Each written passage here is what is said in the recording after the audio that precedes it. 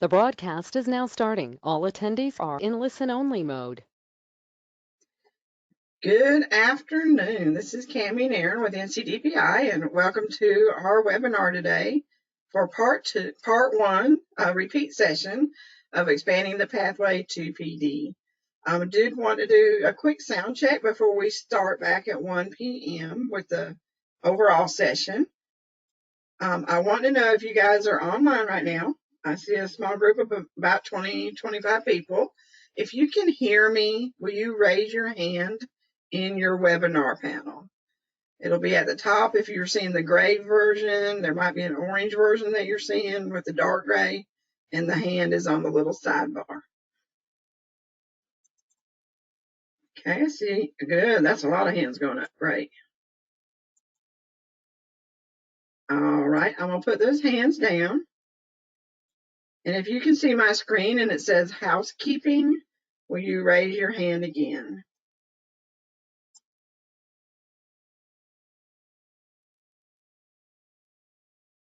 All right, got some hands going up.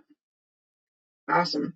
Thank you guys for doing that with me. I'm going to put your hands down and I'm going to go mute, and we'll be back promptly at 1 p.m. Thanks.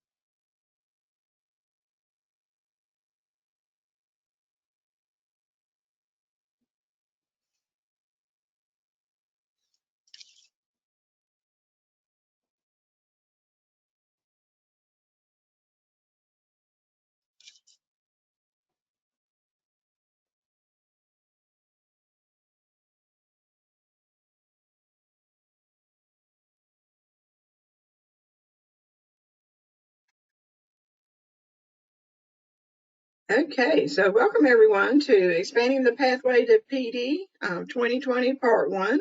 This is a repeat session and we will be recording today, so you can have that after the fact. Today I have included a lot of links in the chat, and it should be next to your questions, but we'll talk through that more in just a second. If you'd like to access our slides through the bit.ly, it is showing on the screen right now. And that is bit.ly/lowercase NCEES, uppercase PD, lowercase PART 12020. That link is also in your chat if you'd like to click on it there. And I have a PDF of our slides in the handouts if you'd like to open that. We did have an issue on Tuesday that some folks said they needed to download the slides, the presentation, before they could actually click on any links. Sometimes if you're clicking on a link, it will show up a little tiny link below that you then need to click on to get to whatever is linked. So we just did a little housekeeping a little bit earlier with the initial group that was on. We do have about 80 people signed up, and we have about 40 on right now. So we may have some additional folks joining us. And so if you can't hear or anything, please enter a question. Also in the webinar chat is some solutions to check on, some links to help you work out any audio issues. So please do that. The best thing usually is to log out and then log back in and select your audio choice, and that would be phone or computer. So here are the links. These are also in the chat section. All right, so I'll take just a minute, make sure we don't have any questions coming in right now. So your questions panel is inside your webinar panel. You can ask you might need to pull it out so you can see and spread it out so you can enter questions and answer. I am Cami Nairn. I do work for DPI, and I am the NCEES Education Product Consultant. I work with the NCEES system and manage all the steps that are in that system. And joining me today, I'll let them introduce themselves, are Kathy Kozar-Oliver and Kimberly Simmons. So we'll pop over and let Kathy say hi first. Hey, my name is Kathy Kozort-Oliver. I am the Regional Education Facilitator for the Southeast region. I work with teacher working conditions, Principal of the Year, Teacher of the Year, and beginning teacher support. But prior to this position, I was the Professional Development Coordinator for Brunswick County Schools and just lived in NCEES, and I absolutely loved how NCEES kept me organized, and it is the one-stop shop for our teachers to access great professional learning and to really keep up with their transcripts and take ownership of their professional learning for licensure renewal in that 5-year cycle. So I hope you'll share my passion today, and thank you so much for allowing me to be here. Thank you. Thank you. And Kim, will you introduce yourself? Hi, good afternoon. My name is Kimberly Simmons, and I am the NCEES coordinator for North Carolina. I work on the process and policy end of things, and Cami, she's my partner, and she works on the technical online system. Yep. So it's great to be here, and I'm glad to see so many people join us today, Cami. Me too. I'm trying to answer somebody's not hearing, so let me get that answer out to them. And we'll move on.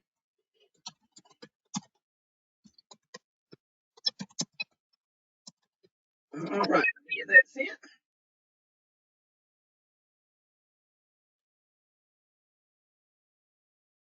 All right.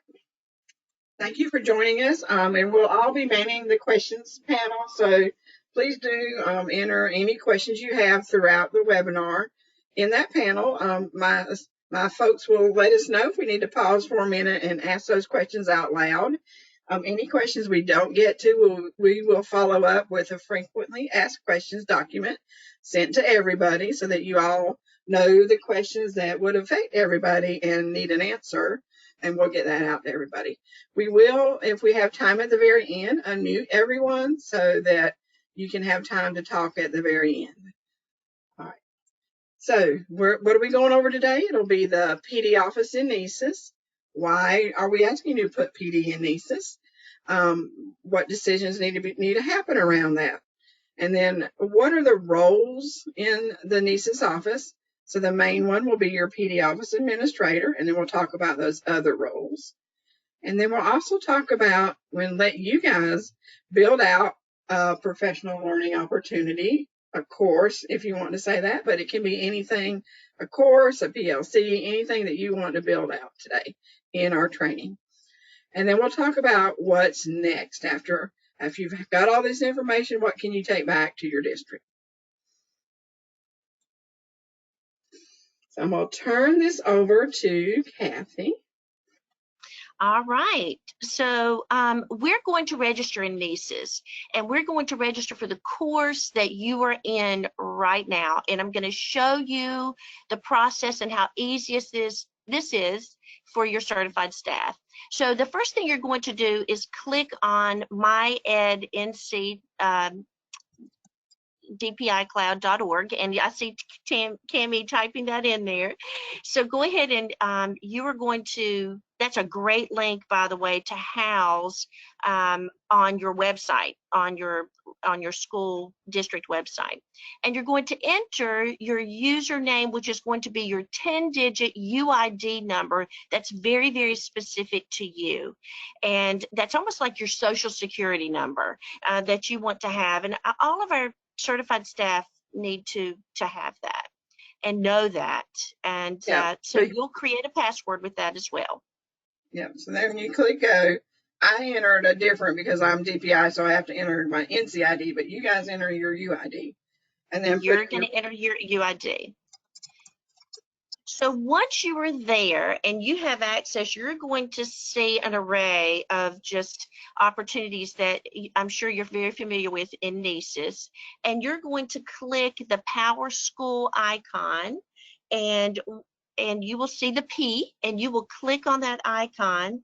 Once you have done that, you're going to see this is where, and Cammie's pulling that up now.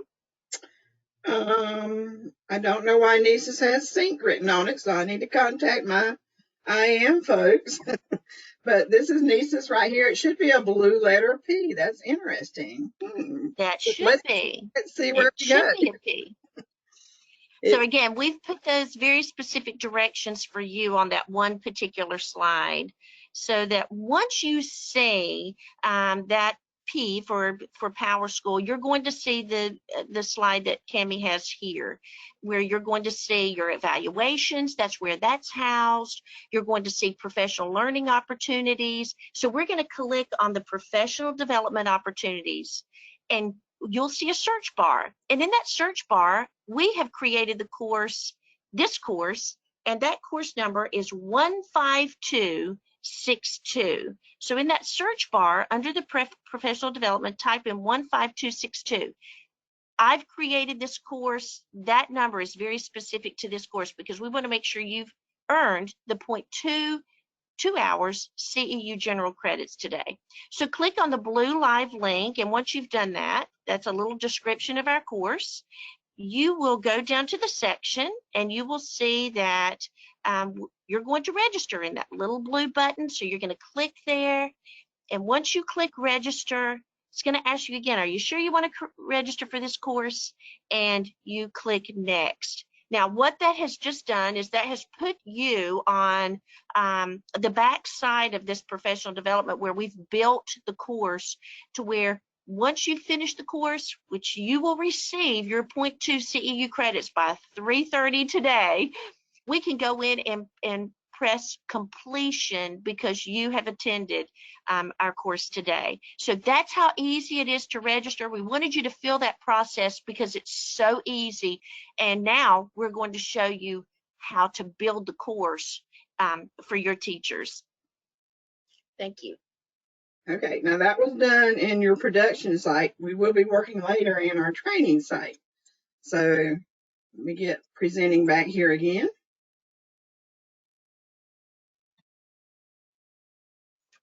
Thank you, Kathy. Thank you. I'm answering some of these questions, so I'll get to you right here. All right. All right, so next we want to let you guys have a chance to work along with us. So I have set up some training accounts, and that bit.ly is in the chat, or you can type in bit in your URL .ly / uppercase letters NCEES PDT, and then you're going to finish spelling out training in lowercase RAINING, a capital A, and the rest is lowercase CCTS. So if you have the slides up, just click on the link and it will take you out there. I'll show you what that looks like. And here we are. So you should see a spreadsheet like you see on my screen. And we need to log into a training site as one of the principals.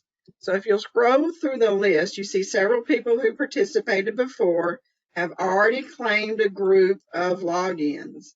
So if you'll scroll down till you find a box that just has only a number in it, you can click in the box and add your name. So here's number 36. It's empty. Somebody could take that. And then you're going to use the login username is in the blue teal color, and it's something like what I have on my screen. I have a 01B000.principal1.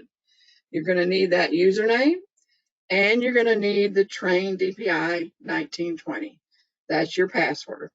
So make sure, I'll give you a minute to get that. So please go out there if you want to follow along in the training site. Give everybody just a minute to do that. Keep this tab open because you're going to need the last names for your teachers for some of the action steps we're going to take, like assigning an instructor to a course. We're going to assign one of the teachers as an instructor, and then maybe we're going to assign a couple of your teachers as students in the course, takers of the course.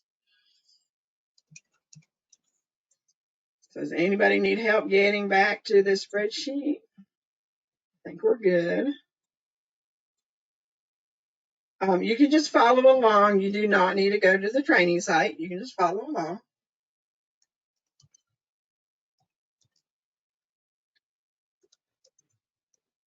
All right, let me see. It's also in your chat, Sylvia, but we'll see if we can get you the link in the questions bar. And I emailed everybody that had registered all these links as well, so it may be in your email. All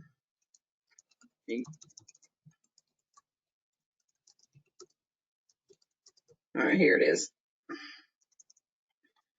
Copy that.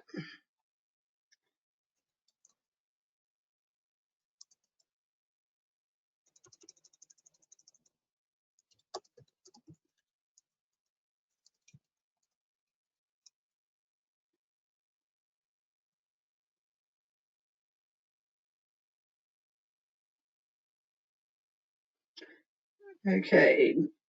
Jan, did you need the login info for the slides? I'll go back up just a second. If you're just joining us, a lot of these links are in the chat. I emailed them to you earlier today, so check your email.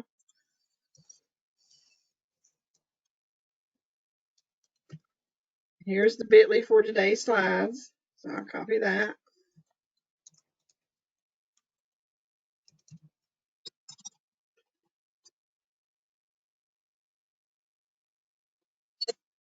All right, make sure we got a few answers in before we move on.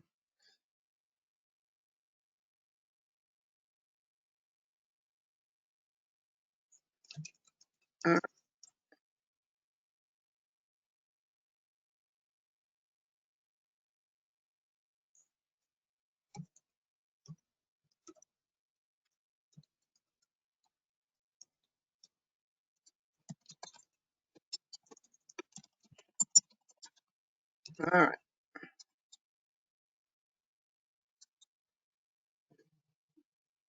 Okay, so Jan, it would have gone to whatever you registered with, but we'll check on that later and try to make sure we have your email address. If you want to reply back with your email address, we'll check and see if it might be wrong in the registration. Yeah, anybody that did not receive an email maybe about an hour ago, please just email us back or put in this questions box, if you don't mind, your email address. So if you see a questions box, you may see the chat within that.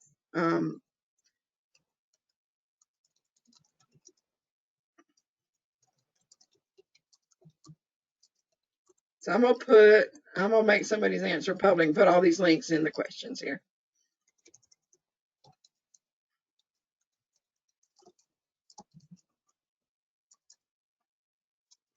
Let's see if we can do that. All right, so I just linked all the links. You may have to copy and paste now because I don't in the questions area, they don't come as links. You're gonna have to copy and paste them. All right, so we're gonna move on in the interest of time, and Kathy's gonna try to help those that are still having a few issues. And Kim probably too. All right, so we were on the training accounts slide. Get back there. So most of you should have gotten your name by now. So then what I want you to do is at the top of that spreadsheet is the link to go to the training site. It's also on the slide that we were on last on. So let's click that. And you're going to remember your username. You can copy that from there or just type it in as the username.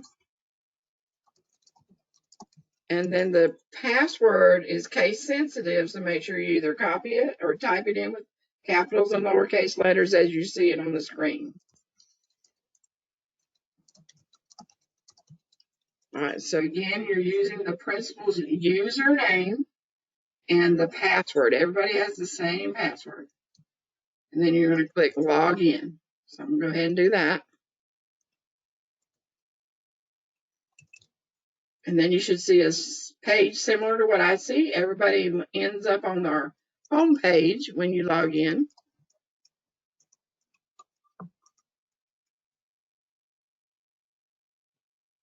All right.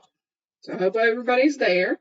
Let Kathy or Kim know in your questions if you're having trouble getting there, and then we'll try to follow up with you, make sure everybody's on. We are going to go over a few slides before we actually get into the system. Just want to make sure everybody had their training accounts that wanted one.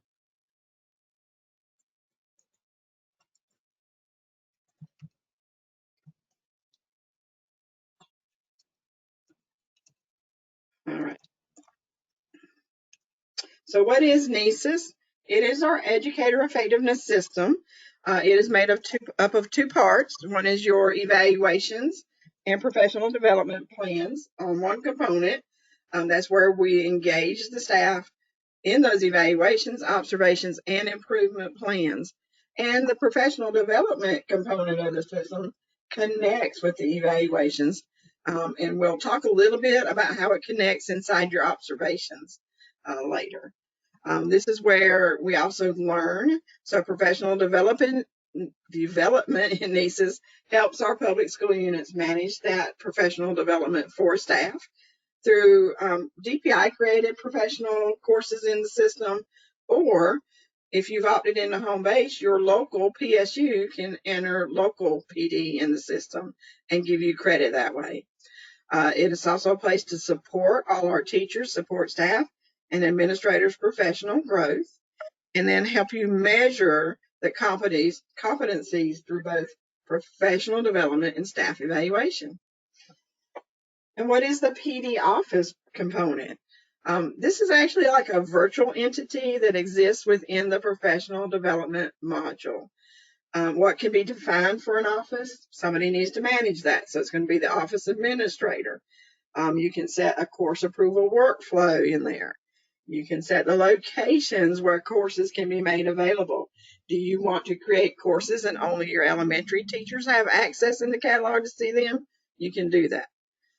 You can set the credit type that will be offered on the course or the learning opportunity. So in your DLCs, your literacy, your academic, those credit types can be set there. And then when people complete what you set up, they will get a completion certificate when they finish.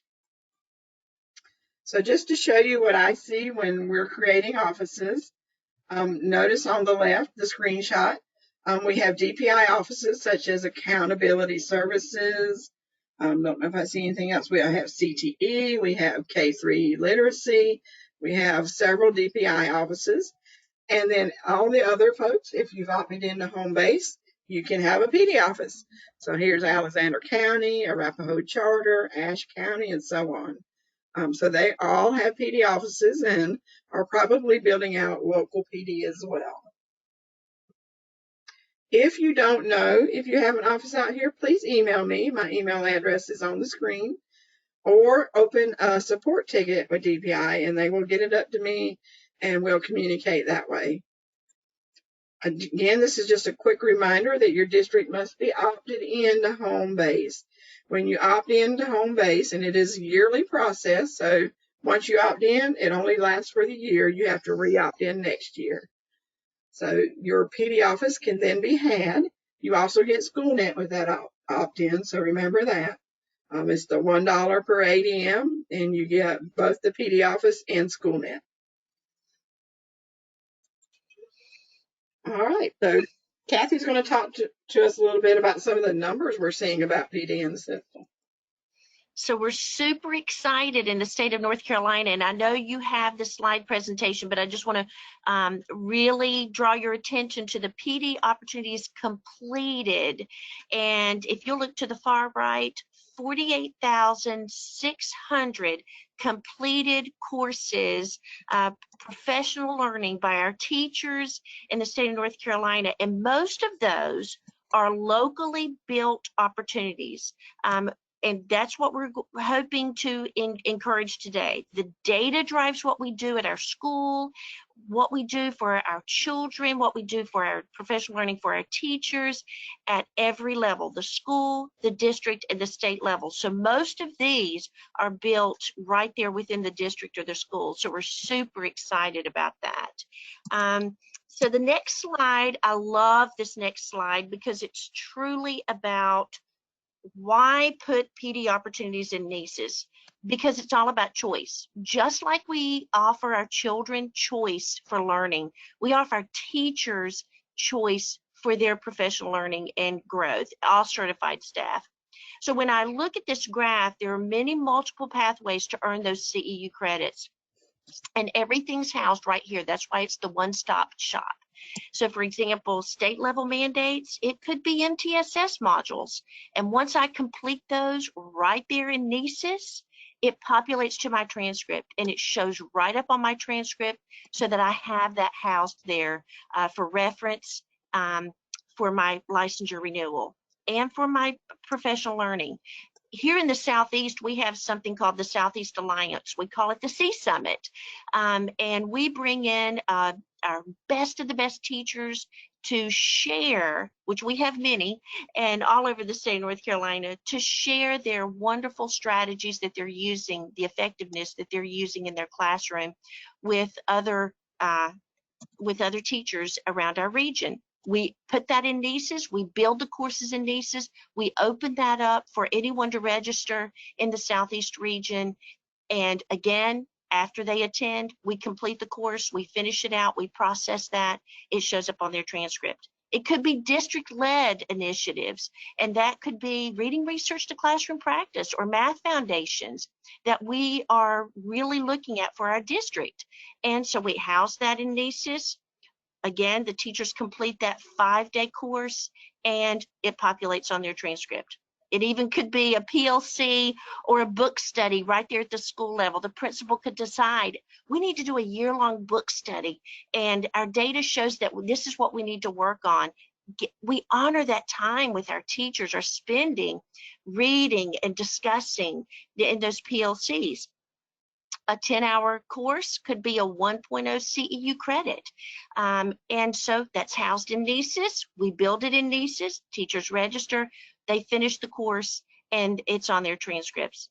And then a teacher could just look at their PDPs and have those professional, individual growth opportunities where they want to grow. And we all have areas. For myself, it's all about continuous improvement. So I'm going to find those either in a module offered right there in NCEES or the light bulb moments, which Cammie is going to go over here shortly, which is after an observation and maybe an area where I can grow professionally.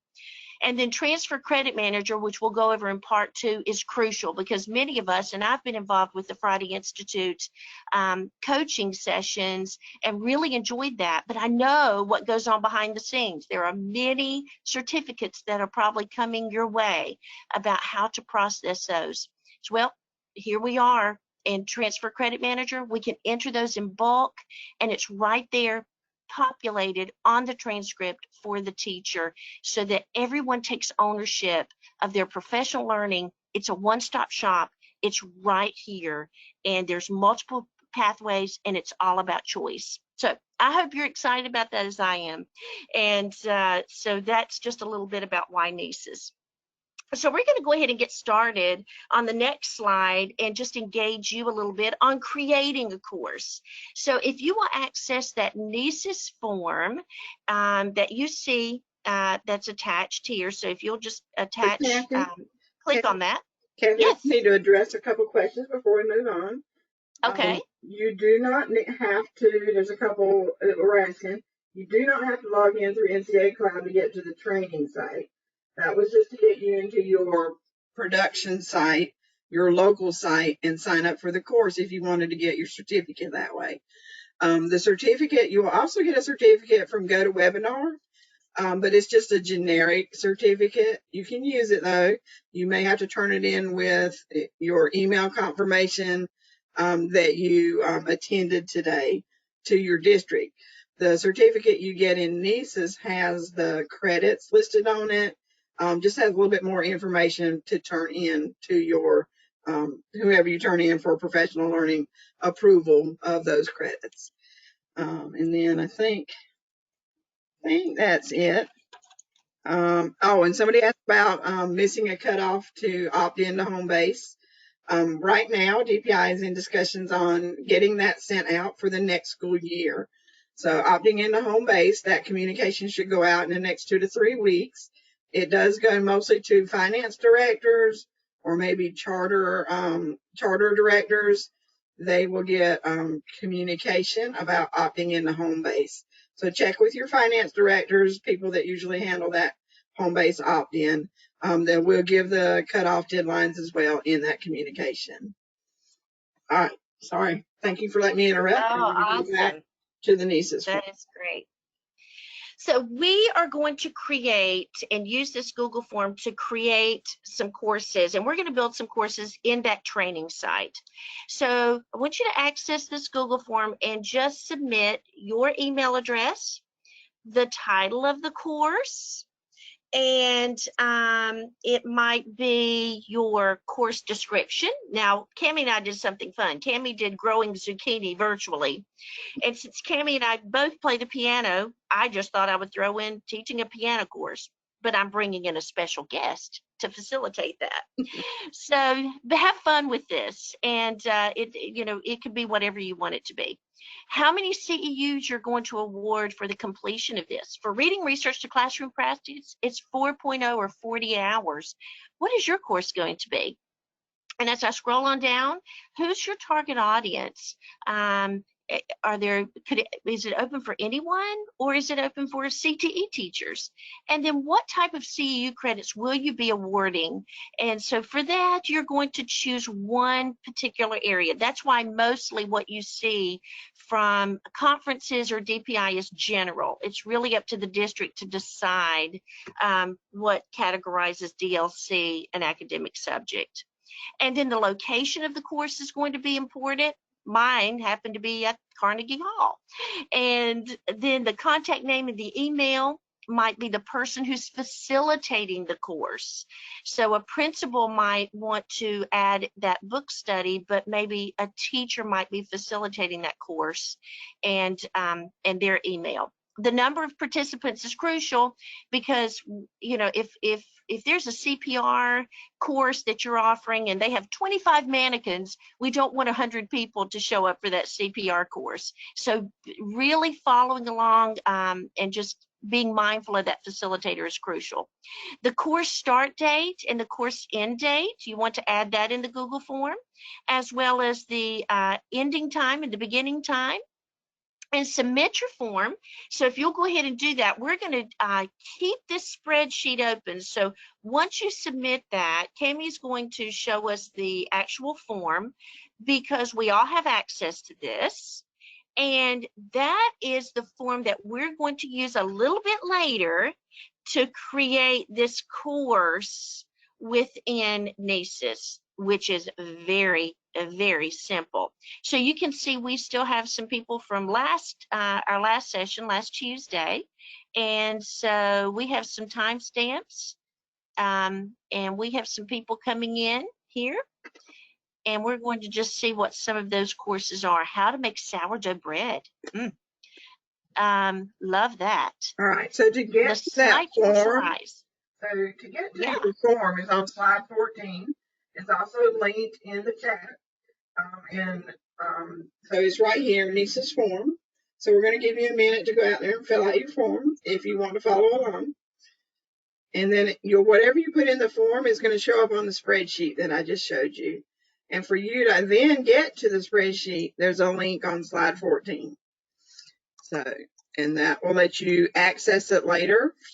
So then when we go in our training site, you can just copy and paste what you put in your form and enter it into the training system. All right, make sure we have any questions. Think we are good. So just remember to keep this tab available. So I see so many of you are typing some great School Counselors 101, remote learning, perfect, opening PD sessions for maybe possibly the beginning of the school year. Just love these courses. Again, this is just for us to have fun building a course here just a little bit later. So keep this tab open, keep those coming in. And Tammy, I'm going to go ahead and turn it back to you so we can move on. But I think we're completing that form. Yep. So thank you. We got some coming in. Thank you, guys. Awesome. All right. All right. So I'm gonna pause. I looked at the questions, but I don't see any more. We would love for you to participate, but you do not have to fill out that form. You can always just watch.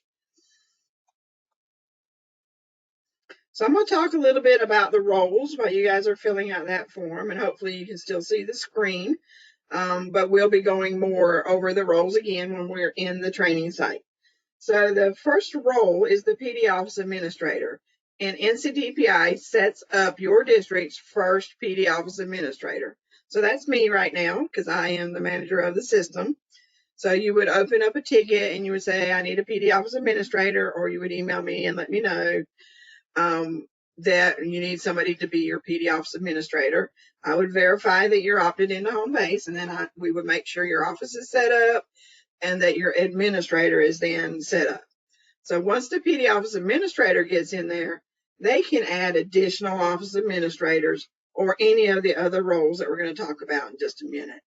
So the PD Office Administrator, can you create a course? Yes. You can create a course and not get anybody's approval for the course. So PD Office Administrators, you have full rights to create courses. You can verify certificates, and we'll talk more about that. You can manage recurring dates. Is your course going to be offered every Friday, every week? You can manage those recurring dates and set them up so you can have them to use again and again. And then you can manage those additional roles that I talked about earlier. You can edit any course that's been approved and is in the system. You can access any course that you have in your local system. So here's some definitions for the different roles that are in the system. One of the roles we don't use is the course reviewer. So that is crossed out. I just left it in there because if you're accessing the help that's in PowerSchool, in the NCEES PowerSchool guides, they're going to list additional roles, and you're going to say, well, why doesn't North Carolina have a course reviewer? This was set up before I came, we are not using course reviewer. We are using course requester. So what is a course requester? So it's an office level responsibility. They can propose a course, and they can fill out the forms that we're going to fill out today, and then they have to submit it for approval. Well, can the PD Office Administrator approve that course? No. That's the one item that PD Office Administrator cannot do unless you give them access as the last role, final approver. So if you assign somebody as a final approver, they'll get an email when your course requester proposes a course and submits it for approval. The approver can then go look at the course, review it. They can deny it and send it back and say, you need to fix this, this, and this. And then it just gets submitted again, and the approver looks at it again and approves it when it's ready to be published. So that's the different roles in the system. And remember that your office administrator, if they need to also be the approver, you need to give them both roles for PD Office Administrator and final approver. And we'll walk through all of that. So what are some questions that the PD Office Administrator should be asking? Well, think about who is on your team and who can assist you in NCEES. So what roles can you assign out? We just talked about some of those. The course requester, the final approver, additional PD office administrators. Is my helper just building out learning opportunities? They don't need to manage the whole office. Well, then assign them to be course requesters, and they need to create the course, propose it, and submit it for approval. Well, who approves the course requester submission? Well, I hope you know by now that it has to be a final approver, and that can be added to the office administrator, but the office administrator cannot approve unless they have the final approver role. Can I assign anyone in NCEES these roles? Yes, you're going to need to think about it though, because they're going to be limited to what they can see and access. If they're just like a teacher user, you may want them just to be course requesters, and then have administrators have the office administrator role so that they can run reports. Course requesters would not have access to run reports. It would have to be a site admin or a NCEES office administrator. And then finally, can you remove roles from somebody once you've given them? Yes, and we'll walk through how to do that.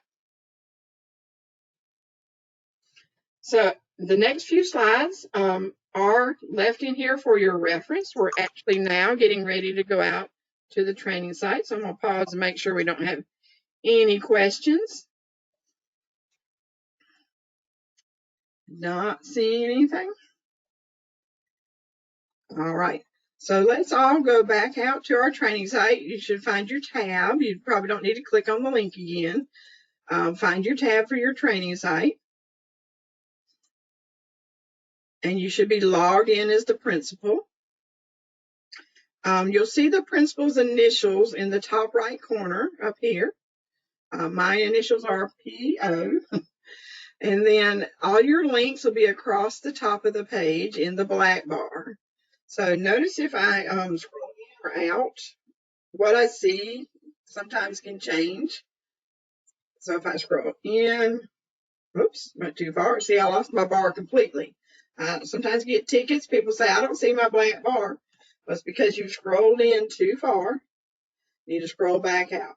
And notice that whatever falls off the page falls under this little drop-down arrow on the right. So I'm telling you that because if you have a lot of links up here with your login, the one we need to go to is called System Administration. Either zoom out until you can see it or go under the drop-down arrow and click on System Administration. So I'll give everybody a second to find System Administration and click on it.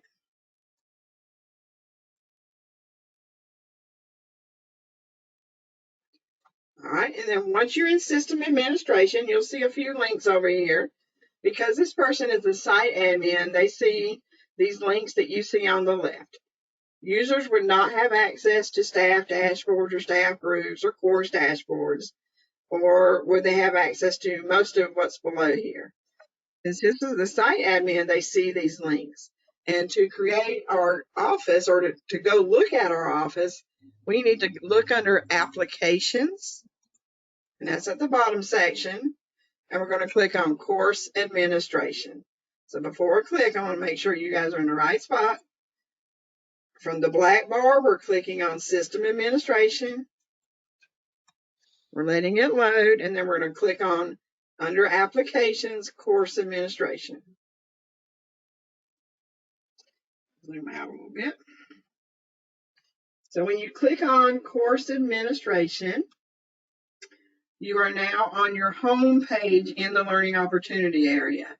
So the home page is a place where you can search for courses that you have created. You can do a list all down here at the bottom. If you know your course title that you've already created, we're brand new, so we don't know what's out there yet. If you know the description, you can search for that. And notice I can change contains or starts with, or search for an exact title. I can search for courses created between certain dates. I can search for any of my instructor-led courses. PLC Learning Opportunity, North Carolina does not use. However, you can put your PLCs into the instructor-led course creation. And then DPI mainly uses the self-paced learning opportunities because we create courses that you can take at any time. It links to our Moodle or our Blue Canvas, and you can go out there and take those courses. There might be times when you, as a PSU, will use a self-paced learning opportunity if you're using the Moodle that is connected within NCEES here. And if you need more information about that, set up some office hours with me or email me, and we'll set up a time when we can talk more about that. So that's the search area. Notice there's other areas. If you know the number, the course number, or the section number, you can search for those. All right, so what I want to walk you through is the location is on links that are on the side over here. So the first one is home. If you're ever in one of these other areas and you want to get back to the search page, click home. The next one we're going to talk about is verify certificate. So everybody's following along, you can click on that. So what is this used for? This is probably old and probably a lot of people aren't using this as much anymore. But before, when people would take a DPI course and they get a certificate, it has a certificate number. They turn it into their HR director or their PL director, whoever is leading that and keeping track of their credits, they turn that certificate in. And so then that person calls the NCEES lead and says, I'm not sure about this certificate. It looks like somebody made up the certificate. Can you check the certificate number? So I am going to verify, I hope, the course number. Let me make sure. Let's see. I'm going to use 34910990. Let's see if this works. So that was 34910990. You guys can try that too if you want. Give me just a second. And I'm going to say get certificate information. And I get some information back. Yes, this is a valid certificate. And it was issued as follows. Who earned this certificate? Well, principal with the last name of 010304 Train earned the certificate. They took the course, Canning Pickles, and they took section 1 of the course, and they completed it on April 27, 2020. And then look, you have a link down here. Anything blue in NCEES is a link. So it says click here for the actual certificate, and it will load up for you so you can see it and confirm with whoever is asking that there's your certificate. And it's being slow, so I'm not going to wait for it. They're going to load up in a second. I'll watch that little spinning circle up there. But that's how to verify a certificate. Your next link, the third link down, is Manage Learning Opportunities, and you guys can click on that. So we have been using this training office, so there are several courses in here now.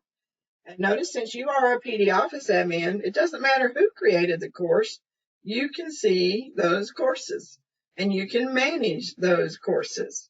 So there are several in here. Under the beside the manage link, I have a gear icon where I can actually click into the course and manage it, and we'll look at that shortly. I can just view the information on the course without any clickable links. I can navigate to the sections of the course. This is very similar to clicking manage. It kind of takes you to the same area. I want to tell you about the top of the page. It does tell you what office you are in. So all of our training accounts are in the 000 NCEES PD training accounts office. It does give you a button to create a new learning opportunity from here. And notice I'm on the courses tab right now, but I also have a link here for archive courses. So once a course is complete, everybody's received their credit.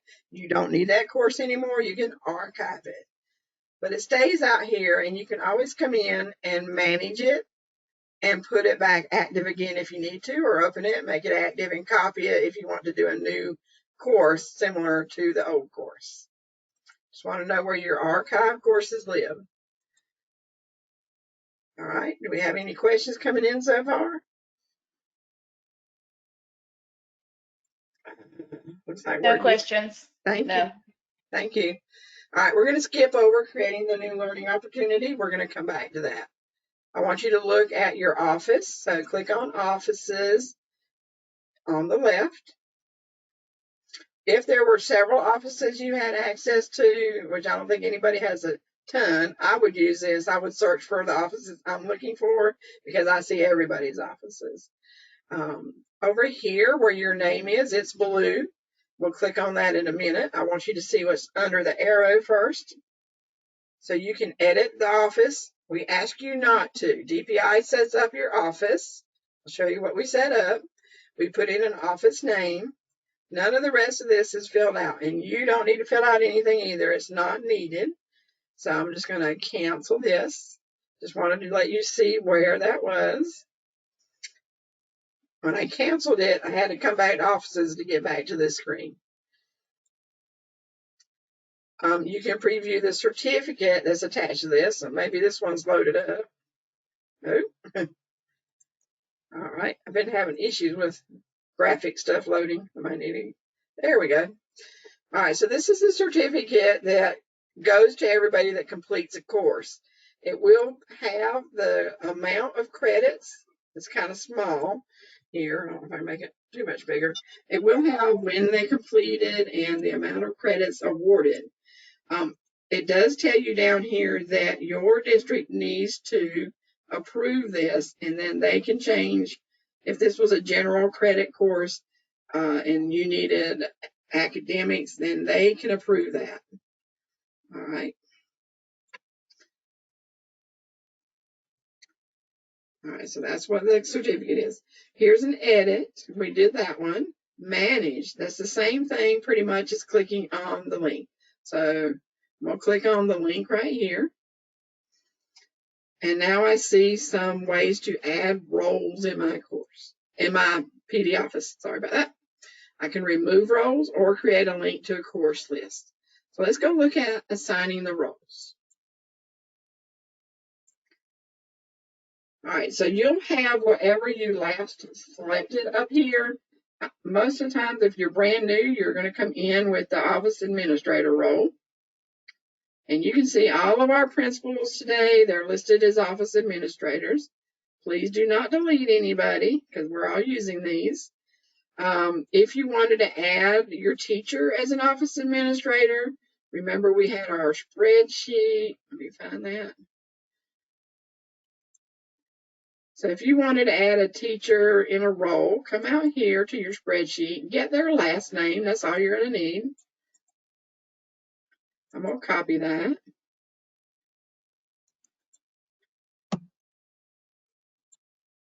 Let me close some tabs here. All right. So when you're on the role page, it's going to show you what office you're in. You don't have any additional offices. You're going to pick the role. Right now, we're just doing office administrator. You can add a user. And I'm going to search. Now, technically, see how I have a bunch of inactives here? Maybe I want to see who's active. So I'm going to add a filter. I'm going to do account status equal to active. And every time in NCEES, once you've added a filter, you need to update the table. So technically, I could add these people here as an office administrator, or I want somebody in my group. So I'm going to search for them. I'll put their name in the search name. I'm going to hit the enter key on my keyboard. So here's all my people that were added, and it looks like I've already added the teacher that I wanted to add as an office administrator already because they have a dash, so I don't need to add them again.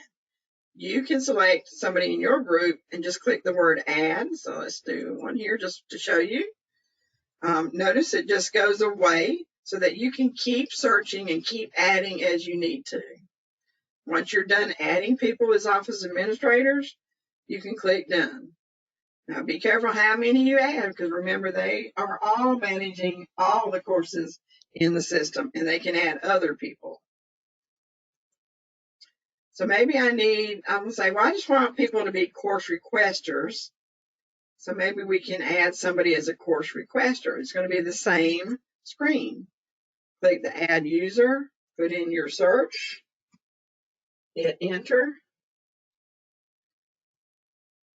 and add the person to be the course requester. Remember, they're going to propose a course. Somebody has to approve it. So the final role under here is the final approver. And I don't know why sometimes my screen doubles up, but it's the same role here. I don't know why it doubles up sometimes. But I'll select final approver. And maybe you want your principal to be a final approver. I believe I've set all the principals to be final approvers already.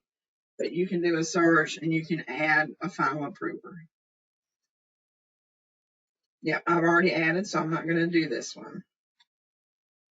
But that's how you add people to the roles in the system. Do we have any questions about that? I don't see any. All right. So, okay. So the next link down after your offices, I was going to show you how to remove somebody. The fast way to remove people is down here below. About 2 years ago, they enabled this remove role column. There's just a little X here. Maybe this person doesn't need to be a final approver anymore. I can just click the X and they're gone. It doesn't even ask you, are you sure? So you can always add them back if you mistakenly remove them. Now that I'm done, there you go.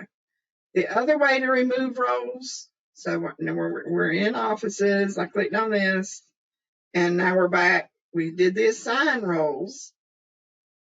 Let's go look at this other remove roles. This is the old way to remove roles. So if there was more than one person in a group, let me show you, see if I can find one. I need to update my view. Now, all of these people are office administrators. Don't remove anybody here because they need their training access. But notice you would check the box and you would click remove. But please don't remove any of these principals because they are in the training today. So that's how you remove somebody the old way. I also, if I want to get back, is have breadcrumbs up here in the blue bar. So I'm going to get back to this page that way too. Whatever works best for you in navigation, there are usually a couple ways to get somewhere. The last one is creating a link to a course list. This is the old way for creating links to course lists. And you must already have courses or learning opportunities created and released in the system to create a list from here. So if you're following along, we went to, we were in the office management area and we clicked on create a link to a course list. There's a blue button at the bottom and it's called add learning opportunity. We're going to click that. We're going to let it load up.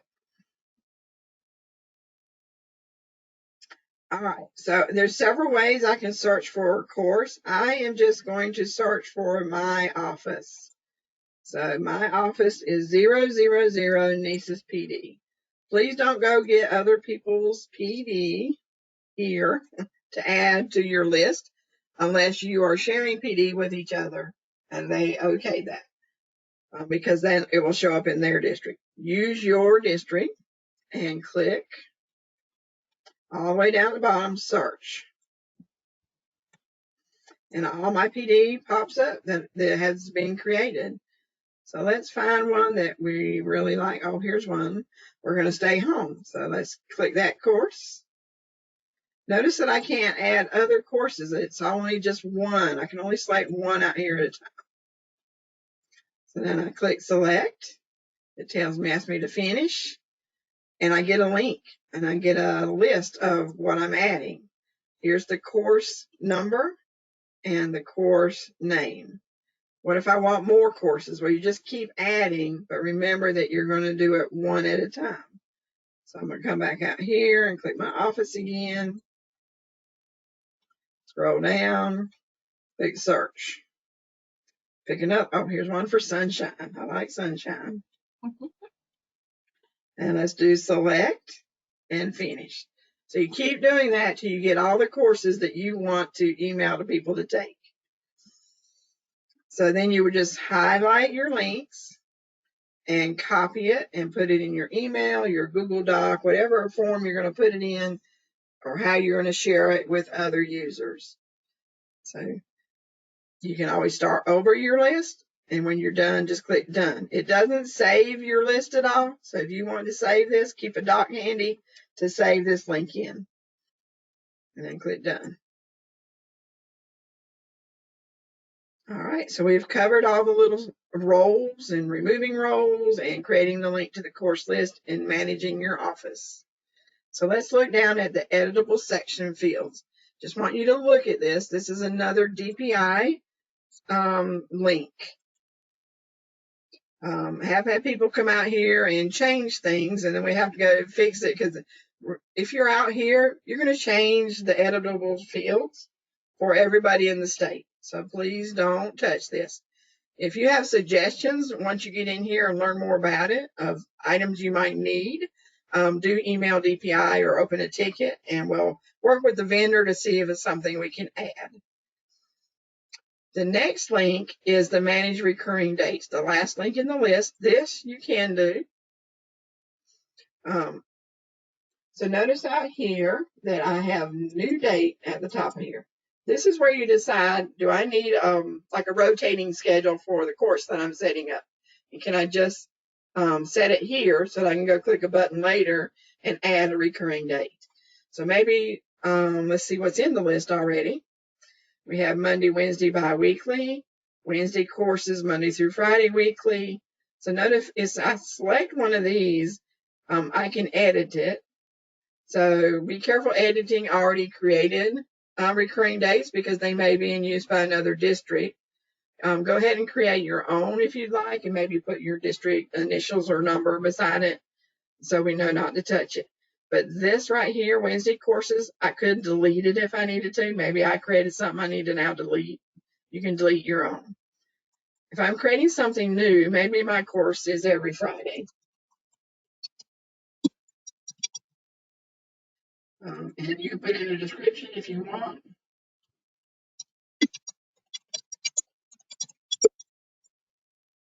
And then select how often. It's going to be weekly, once a week, every Friday. And I'm going to save it. Oh, somebody's already got that in there. So let's see. But that's how you do it. Yep, there's an every Friday. So that's all our links right there. All right. Do we have any questions? Because I think we're ready to move on to actually building out a course.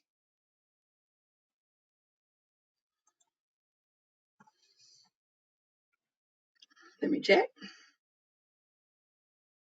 Okay, don't see any questions. Excuse me. If you got your email, you should have these course guides. They're also in the handouts for building out the shell to house the CEUs and setting the course settings. Excuse me, I tickled my throat. Kathy, can you talk about this slide here, please? Yes. Okay. All right. So, Cami went over everything else when you're building out this learning opportunity. Creating the new learning opportunity, there are two different types. Your instructor-led, which we're going to engage and walk through today. The instructor-led, that's typically out of those 48,000 courses that we talked about in the state of North Carolina. This is what we're going to be using, instructor-led courses, how they build those within the districts and the schools. The self-paced learning opportunities, again, it's a two-part opportunity. Typically, that is going to be through NCDPI, your MTSS modules. We're all in working through those. Those are self-paced modules, with a target date to complete those. But we're going to be working specifically with the instructor-led courses today. So just remember, there are three parts. We're going to create the shell of the course with what you created in the spreadsheet. we're going to set the settings, and that's going to connect those with the standards that we're working with, as well as location. And then we're going to create the section, and that's where we're going to spend the majority of our time, where our certified staff are going to have the opportunity to register. We're going to look at the seat capacity. We're going to set the dates, the location, the time, print their sign-in sheets, and complete that course and process that so everything shows up, the CEU credits show up on that transcript. So those are the difference, but we're going to spend the majority of our time today in instructor-led course. Okay, thank you, Kathy. I'll try to talk to her. Also, we got a tickle in my throat. All right. All right. Thank you. So here are just some other definitions you might need to know, because we'll see these as we go through the process. What is Moodle? Moodle is a learning management system that is used to build out courses. Our NCDPI uses Moodle and Canvas LMS systems to build out courses housed in the PD catalog. You can also connect to the Moodle within NCEES. So if you have any questions about that and you need help, I can get on a call with you. Maybe we can get the vendor on there as well to walk you through that. We are not Moodle gurus, but if you have somebody that knows Moodle and wants to build out the courses through NCEES, it does link out to Moodle. So that's possibly a way that you could use that LMS. And then what is Canvas NCDPI? Canvas NCDPI is our version of Canvas. We call it our blue Canvas. It's not the same as the red Canvas that your districts that might have purchased Canvas. You see the red link for Canvas. This is actually a blue Canvas for DPI. And our divisions are actually moving a lot of our Moodle courses over into Canvas and building those out. They are still either one is still free to take statewide.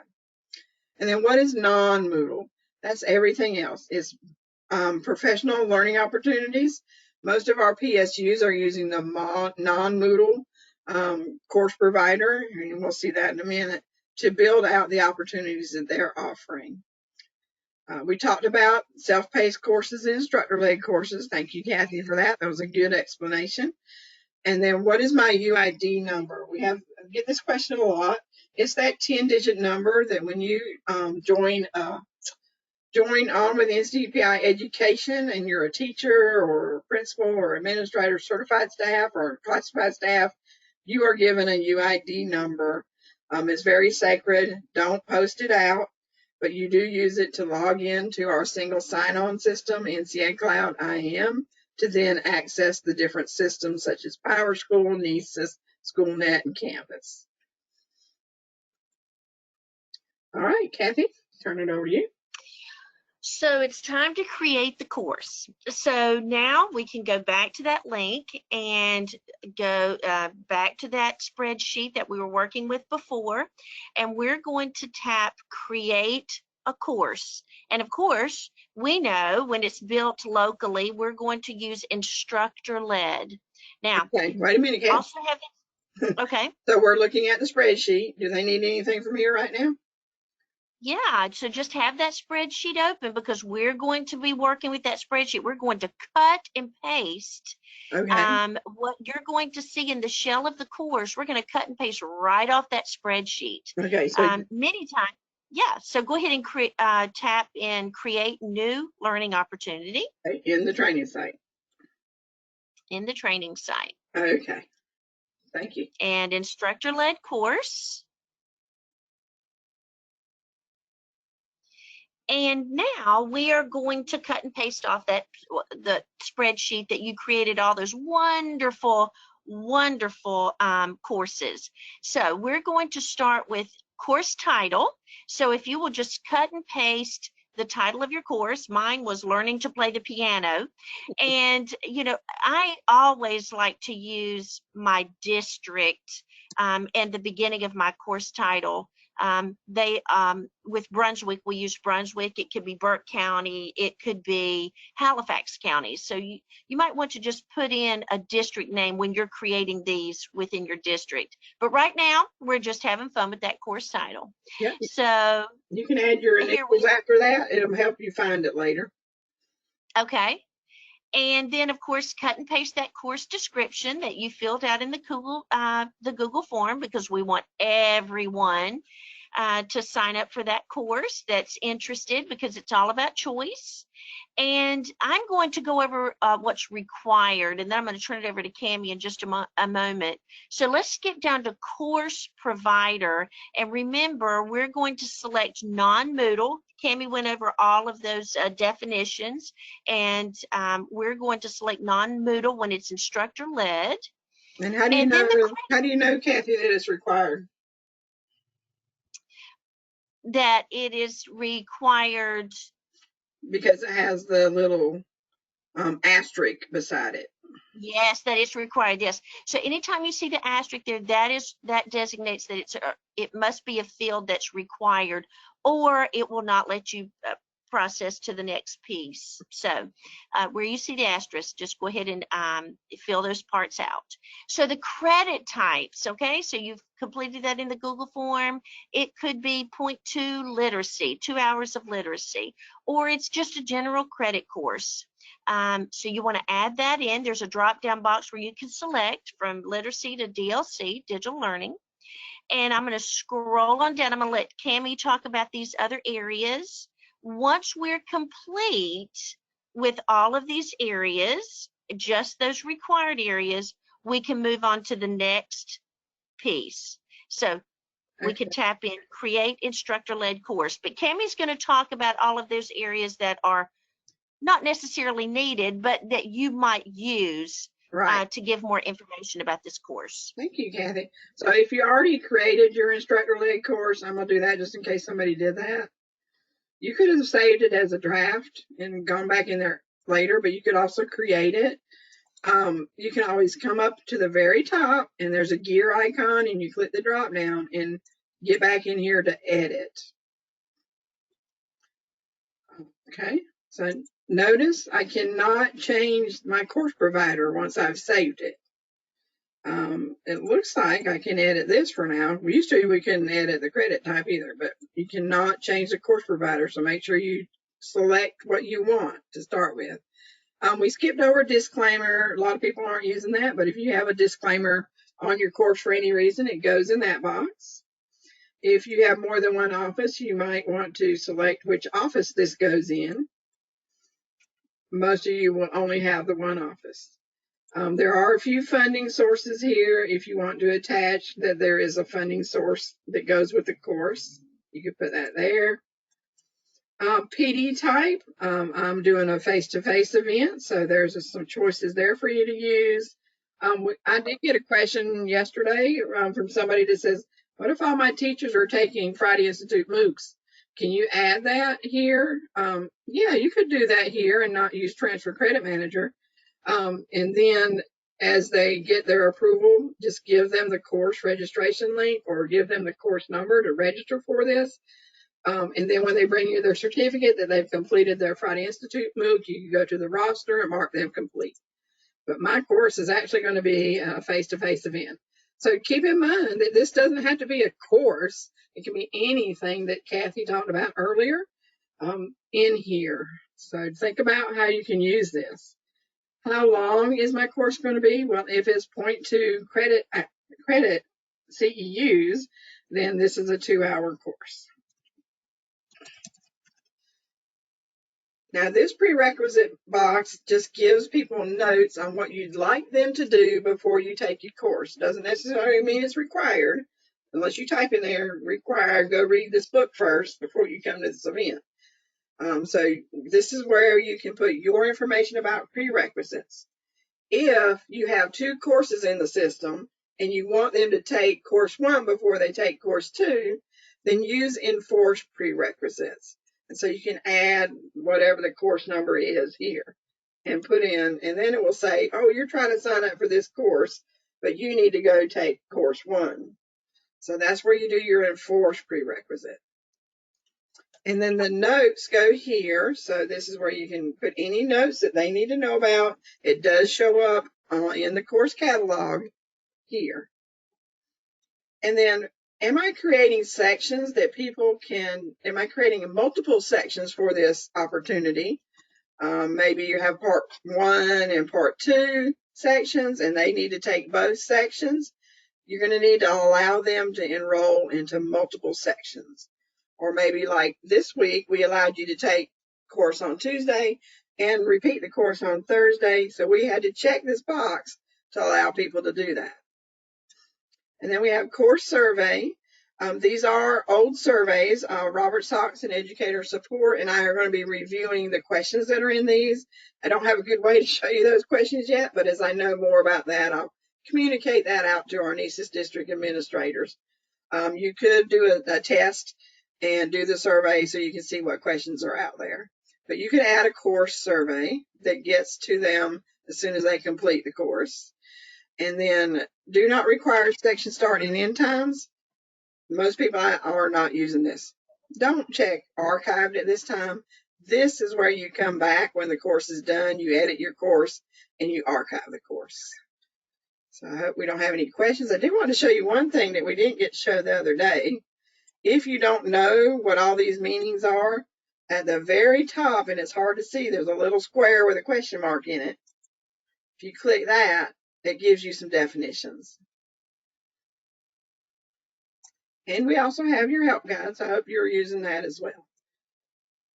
All right, so if I made any changes, I'm going to save the changes. And I think we're ready to move on to sections or settings. Get my words right. So there's a couple ways you can access the settings on the course. And you guys just let me know if we have any questions I need to stop for. One is over on the right. You're going to see settings. And the other area is under that drop down. You see those same settings areas. Okay, so we're going to look at that. And we're going to look at that. And we'll come back and look at these remaining links that are under the gear. So the first one, once I'm ready to release my section, do I want it to show in the catalog? Well, it needs to be released and it needs to have a location. So who is going to get my course? Who is going to see my course when I go out to professional development and look for the course? Who can see it? Well, in here, because we're at state level in training, you're going to get a lot of links under here. In your normal PSU office, you're only going to have your district level. And then you can drill down to how far you want to assign this.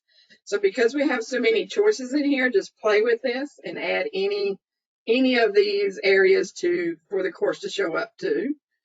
So I'm going to stay at district and I'm going to say I want this to go to my training. Maybe I want to assign it to the Nichols region in Nichols County, and I want the AM district. And I'm going to click add. Can I add more? See how it shows up down here at the bottom? Yes, I can add the PM district and add. Could I add a region and what I just did? Yep. So I can add a whole region. Maybe I want to add the whole region of Roblin and add. So because we're at state level, you guys will have the ability to add regions here, but at your level, you can do district on down. Maybe I just want to add it to one school. So I can come down over here and I can select school. And then it's going to give me some choices. Since I have so many in test, you won't have this many. Just keep drilling down until I get to a school. So I'm going to choose this school and add.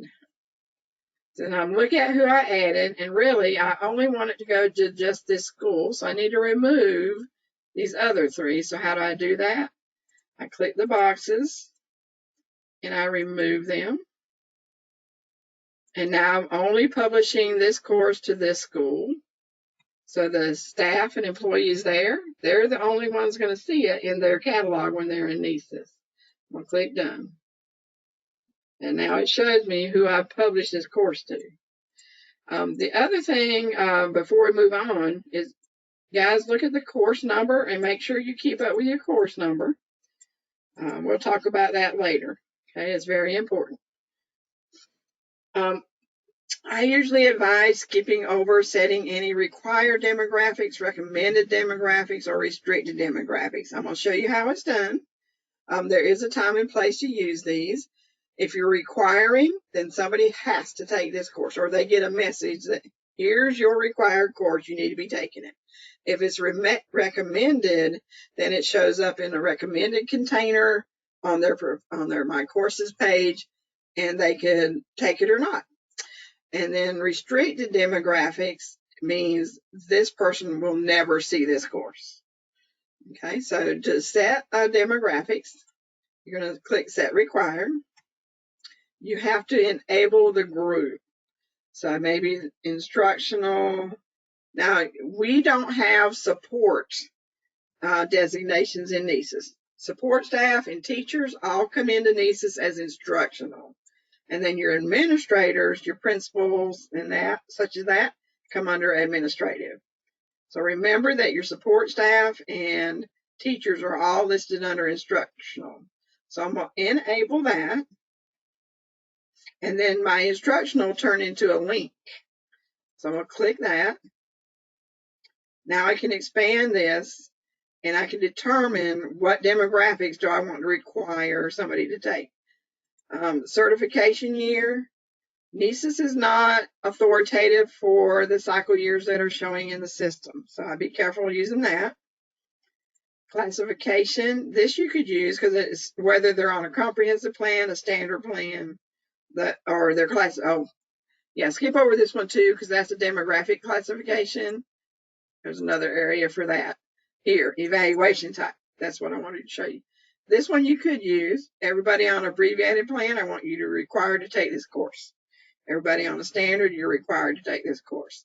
Late hire is not listed here. I'll ask about that. I think because it doesn't have a policy with it, it's only listed the policy evaluation types that we have. And then the final one is the role. So we have all these roles in NCEES. Maybe you want for all your school social workers to take jump roping. So we're going to attach that and we're going to click Save. So now all the school social workers will see on their My Courses page a container that says you must take this course. And then you would click Done. Now it doesn't make them sign up for it, but they can't hide it. If you recommend a demographics and it shows up in their recommended container, they can hide those and never look at them again. But they can never hide a required course. All right, so moving on. Resources, and I'm learning more about resources. So as I learn more about using the settings out here, we'll hold some mini sessions about this. But this is a good place to add resources. You can find resources, and that's from any district. So watch using Find Resource. But adding a resource, maybe I want to add a book or a document link out here or a message board. We're not using True North Logic Help anymore. That's old. Maybe I want to add a video or a website. And then I put my name out here. It can be anything. And then put in your resource URL. So if you are using your local Canvas, this would be a good place where you could put that link for your user to sign into their Canvas, and then they could take the course that connects with this. So that's one way you could use your Canvas in here. And then do you want to list any tags? Here's a description. This is where you copy and paste the HTML. Like if you're sharing a YouTube playlist or something, you could embed that link and then change the window size if you want to. This bottom area is the thumbnail. And if we have time, we'll look at how this shows on the My Courses page. But whatever you attach, whatever graphic you attach here becomes the thumbnail. Now, if you don't attach a graphic, that's fine. If I just do this URL, it's just going to put me a little box on my resource page, and it says this is your Google link if that's what I'm clicking after. And it does have to be a true URL, so make sure you don't just like put bit.ly in here. It needs a HTTPS. So make sure you put that out there. All right, so I'm not going to add anything. So you would save it once you're ready. Remember, if you're using this site often for a lot of courses, you could put a thumbnail here so that it would show that on their resources page. All right, so then once you have a list of resources out here, you can reorder them and put them in order 1, 2, 3, 4, 5. I want Google to be at the top, things like that. Once you're done adding resources, just click done. All right, now we're getting to the important areas that I consider very important. So we are working with our DPI providers of courses to make sure that they align focus areas and any standards that are met if somebody were to take this event or this course. So the first one is aligning focus areas.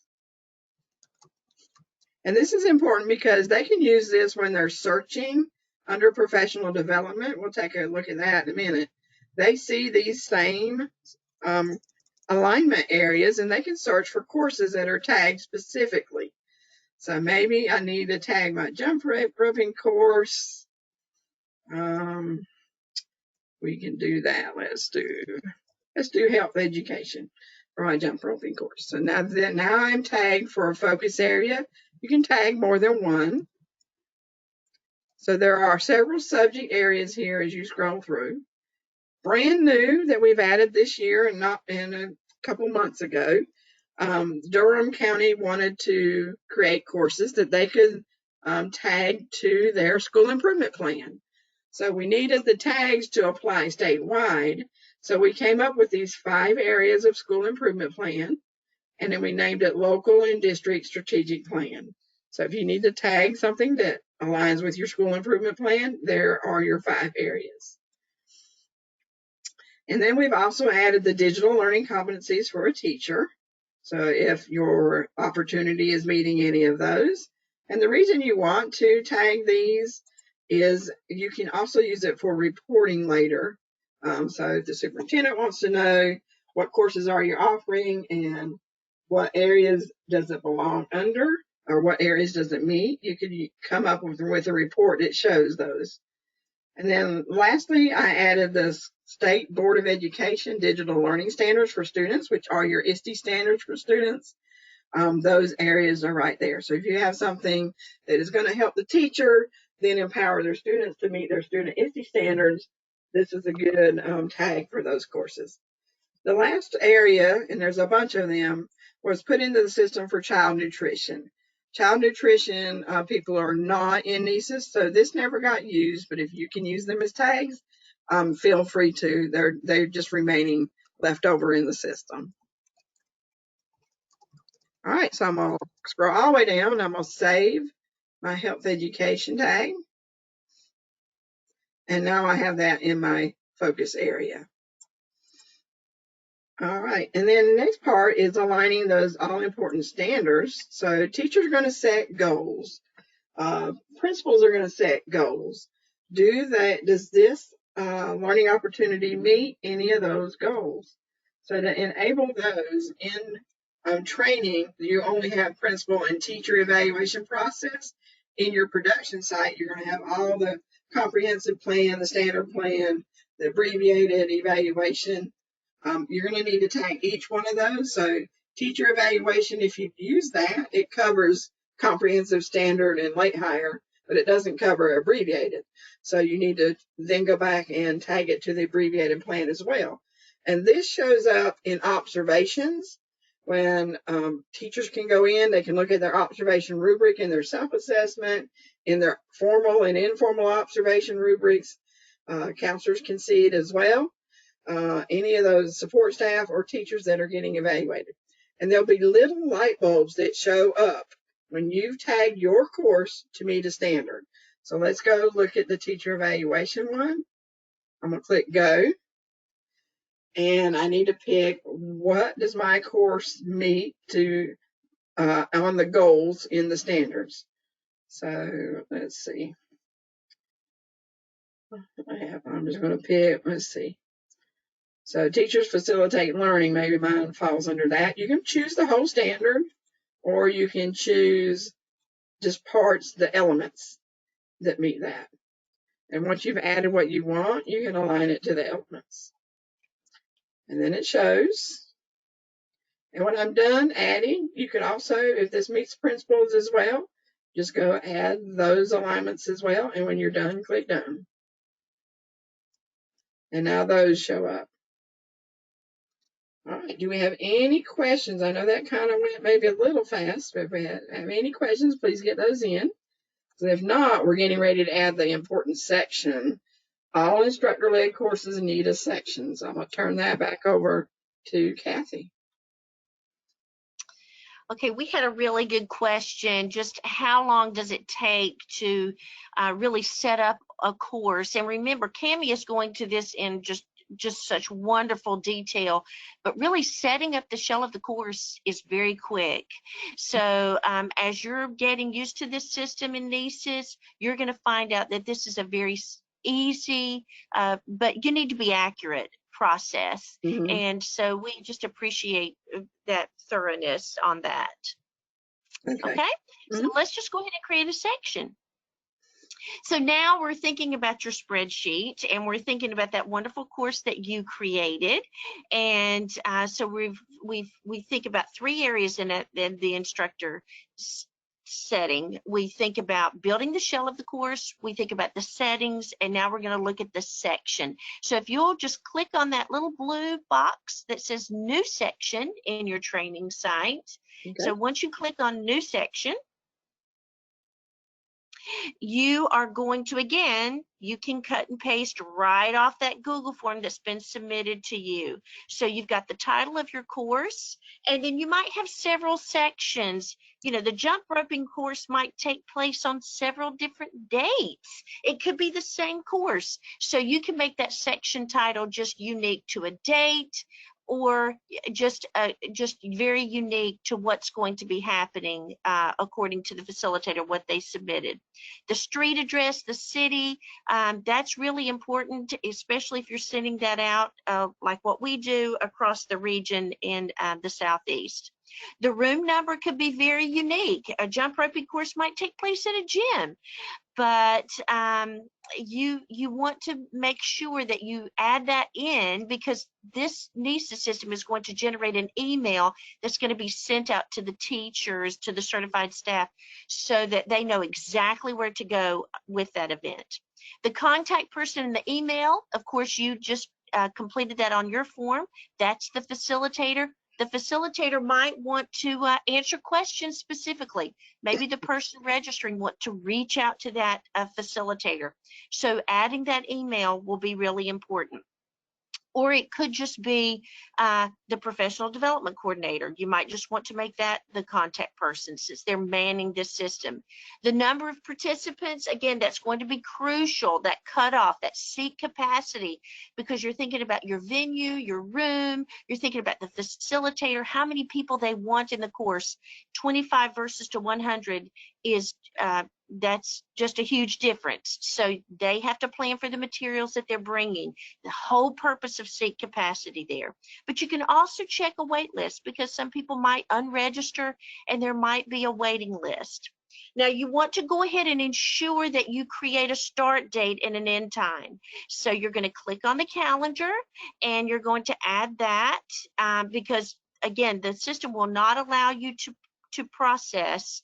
You have to complete that start and end date. The registration date, I always, and this is totally up to you. You can cut off the registration date at a certain time, or I like to leave the registration date open so that I can ensure that everyone has had the opportunity to register. So we want our participants to register for the course so that we can give those CEU credits that immediately populate on their transcripts. So that wait and cutoff date, you know, that might be prior to, you want to set that just according to the event. And then the start time and the end time, again, all of this information needs to be so accurate because again, this is going to generate an email that's sent out to all the participants that are registering. So if it's a 2-hour course, you're going to get 0.2 hours credit. Okay, Now, I'm just going to go over what's required. So I'm going to skip the survey and the survey date, but that is something that you can actually involve the participants in the survey process. But I want to ensure also that I release the section now. So I want to check that box because that's immediately going to open that up for everyone to register. If I don't want to do that immediately, I could set the date to release it on a particular date and time. If there's, and again, I'm going to let Cammie talk about those things that are not required, but I'm just going to talk about what I used to really build the shell of the course that gave the participants enough information to sign up and to register for the course. So Cammie, I'll turn that over to you. Okay. And you can talk about anything I didn't cover. Thank you, Kathy. So the follow-up survey, this are the same surveys, so I wouldn't give them two. If I did one on the course, I probably wouldn't do one here. However, I could have left the one on the course blank and said, if you take this section, you need to fill out a survey. And then when does the survey go out after I'm done with my course? Maybe I want it to go out a few days later. That's fine. And then they will get emails. If you give somebody a survey, they will get emails upon emails until they complete the survey. And people will complain, and the answer is, well, go complete your survey. However, since the section here, we've had a lot of people saying, keep getting emails. I don't want to do the survey.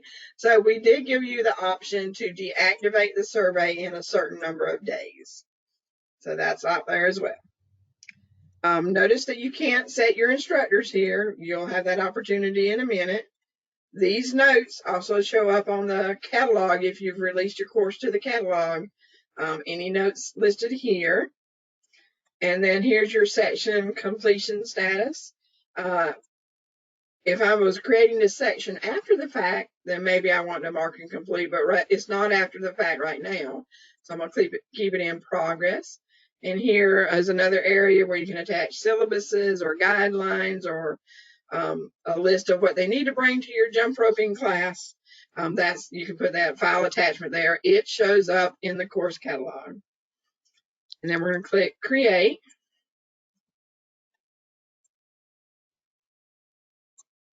All right, so now we have created our section. We can review it and scroll down. It's got a big red, no class times have been set. So usually but that's really important. Yeah, so sometimes you don't really have class times depending on what you're doing. So my generic time is out here, but now I need to go set the actual class times, and I'll show you where to do that. And Kathy, we're going to talk about that.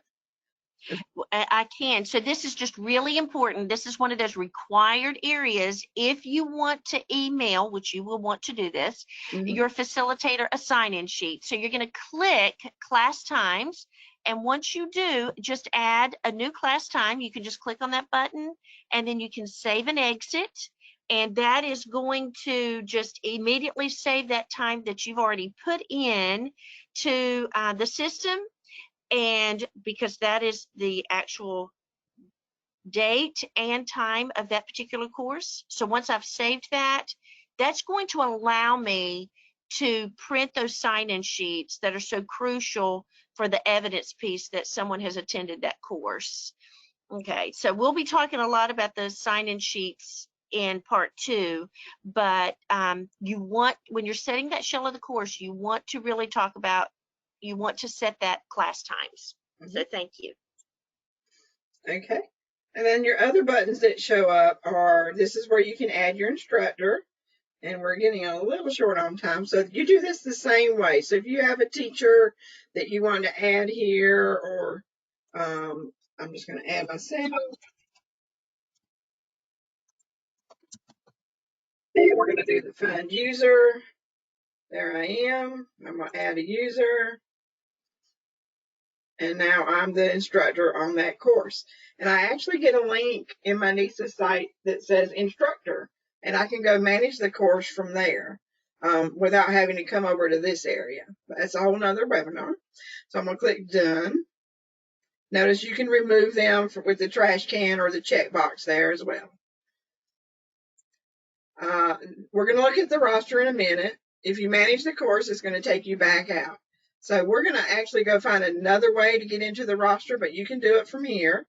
I'm going to click done, and it takes me back to my course.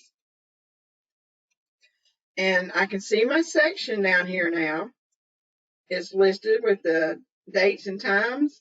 So this might be where you do want to set those actual top times on that first section, because it will show up here. You do have a drop down box now where you can edit the section, you can manage the section, view it. Here's our view roster. You can cancel the section, copy the section, or delete the section. We're actually going to walk you through viewing the roster. So click on view roster.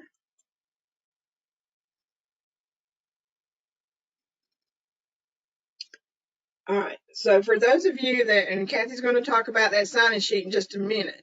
If you want to keep a record of your sign-in sheet and only you and the instructors and the people creating the course see it, this attached file here only shows up to those people. It will never show up in your course catalog, never show up to the people that are taking the course. So keep a record of, this is where you can print out your sign-out sheets, have them sign it, scan it, and upload it here and attach the file. So that's a good place to keep that. All right, so we're getting ready to talk about those buttons, all important buttons. Make sure we're in the right spot. Yes.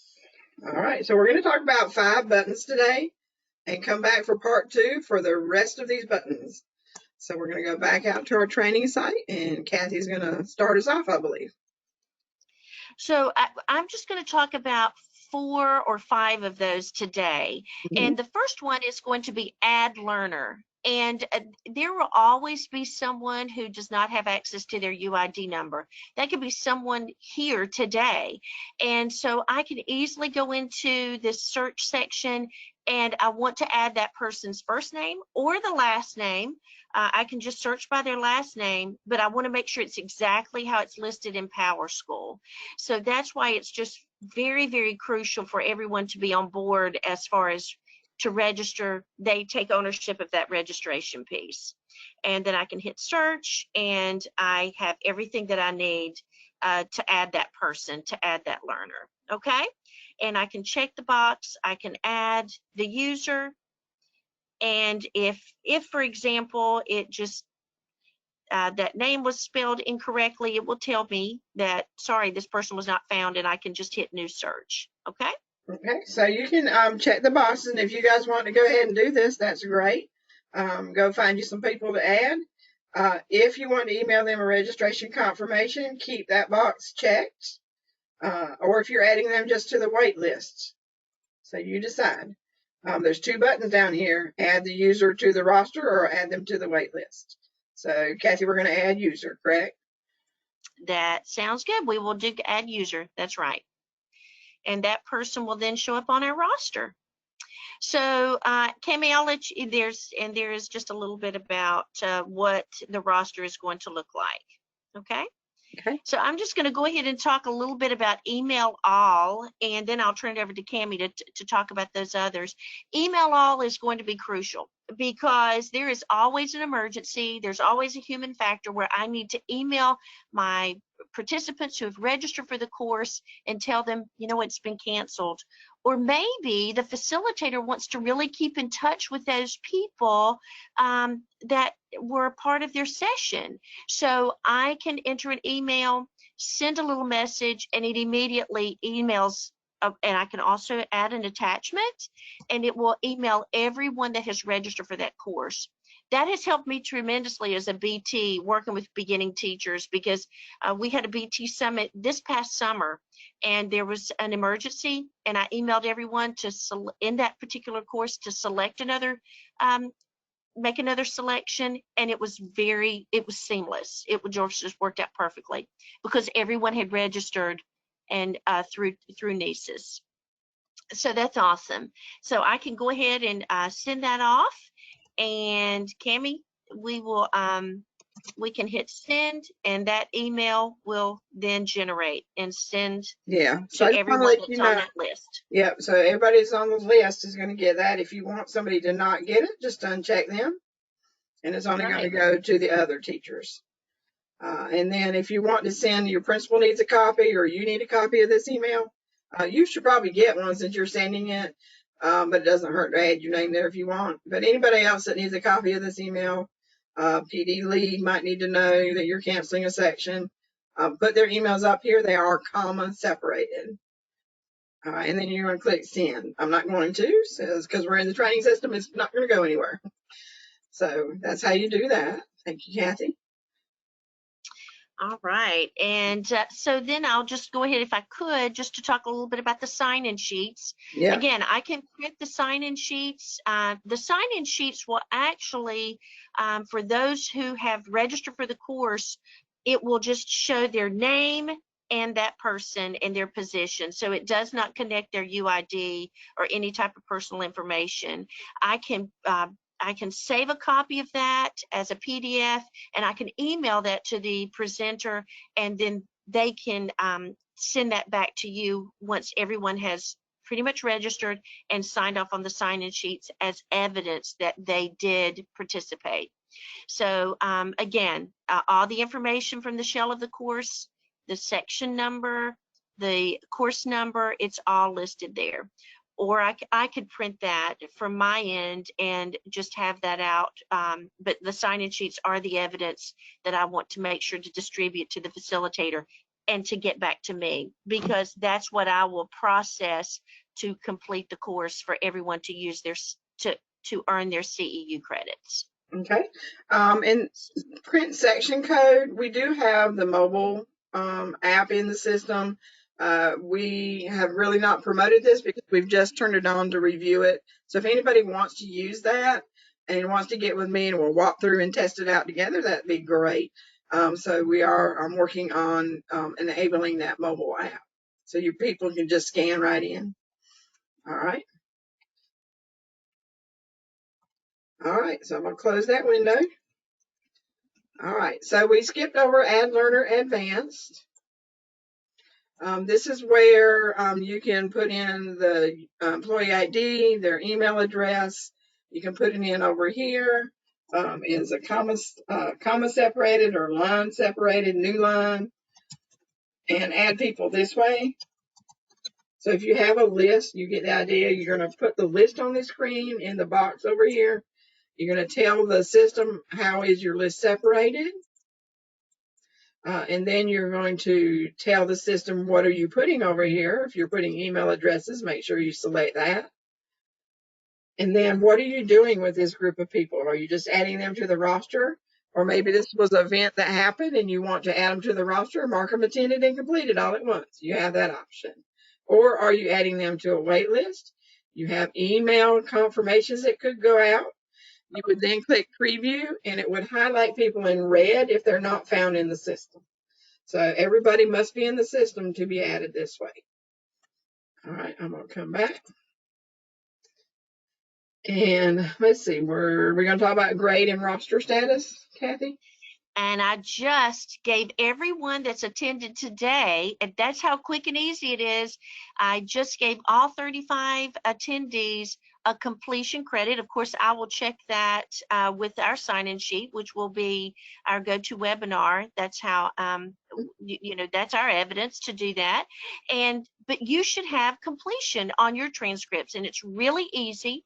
I hit grade roster status, and I know that everyone has registered, and then immediately I can go and just select one, and I can hit the tap bar to complete, and immediately that will complete everyone on that has registered. I can save the page and they will have completion. It immediately populates on your transcript. So again, I'm going to take those sign-in sheets and I'm going to compare the sign-in sheets from who has registered and who actually signed up for the course and completed it. Yeah, so that's in production that Kathy's done that. So if you were able to register for the course, Kathy has now marked you complete. That's it. Yeah, That's how easy it is. You notice if you were watching the screen, you can set the completions individually, or you can do it up here at the top and mark everybody completed. And I did that. When I changed it up here, it changed everybody below. But maybe this person has not brought me their completion stuff. So maybe I want to mark them differently. I can go ahead and mark them differently before I save the page. And then only those people that are completed stay completed, and the ones I changed, I need more information from. We have to wait for them to turn it in. I can always come back and edit them later. All right, so those are the buttons we're going over today. We'll go over the rest of them in part 2. All right, do we have any questions? We have a quiet group today. All right. So let's see what we didn't look at. So I want to show you some things before we do plan ahead. So I'm going to go out here. Just real quick, once you've got all of this done, what does the user see? So if we go to Professional Development tab, and remember your course number,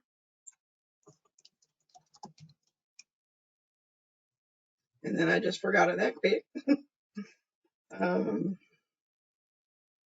me go back. Oh, let me copy it.